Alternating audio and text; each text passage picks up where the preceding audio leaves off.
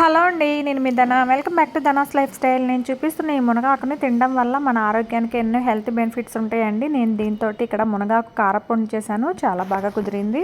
ఈ మునగాకు కారపొడిని తయారు చేయడానికి మునగాకుని తుంచుకొని నీట్గా 2-3 సార్లు నీళ్ళల్లో క్లీన్ చేసుకున్న ఈ ఆకుని ఒక క్లాత్ మీద వేసుకొని 2-3 గంటలు ఫ్యాన్ కింద తడి అంతా పోయేలాగా ఆరబెట్టుకోవాలి.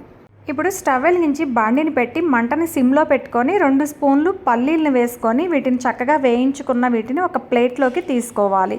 ఇప్పుడు అదే బాండీలో 1/2 స్పూను నూనెని వేసుకొని ఇందులో 2 స్పూన్లు పచ్చిశనగపప్పు, 1 స్పూను మినప్పప్పు, అలాగే 2 స్పూన్లు ధనియాలు, 1 స్పూను జీలకర్ర, 1 స్పూను ఆవాలని వేసుకొని వీటిని కూడా చక్కగా మంటని సిమ్లో పెట్టుకొని మంచి రంగు వచ్చేదాకా వేయించుకున్న వీటిని ఒక ప్లేట్లోకి తీసుకోవాలి. ఇప్పుడు మళ్ళీ అదే బాండీలో మన కారానికి తగ్గట్టు 10-15 ఎండుమిరపకాయలని, అలాగే ఉసిరికాయ సైజంతా చింతపండుని కూడా వేసుకొని వీటిని కూడా వేయించుకున్న దీన్ని చక్కగా ప్లేట్లోకి తీసుకొని పూర్తిగా ఆరబెట్టుకోవాలి. ఇప్పుడు మళ్ళీ అదే బాండీలో 1/2 స్పూను నూనెని వేసుకొని మనం క్లీన్ చేసి ఆరబెట్టుకున్న మునగాకుని, అలాగే కొద్దిగా కరివేపాకుని వేసుకొని ఈ మునగాకు కూడా చక్కగా క్రిస్పీగా అయ్యేదాకా మంటని సిమ్లో పెట్టుకొని వేయించుకోవాలి. ఇక్కడ చూసారు కదా, మునగాకు చక్కగా వేగిపోయింది. ఇప్పుడు చల్లారిన వీటన్నిటిని మిక్సీ జార్లోకి వేసుకోవాలి.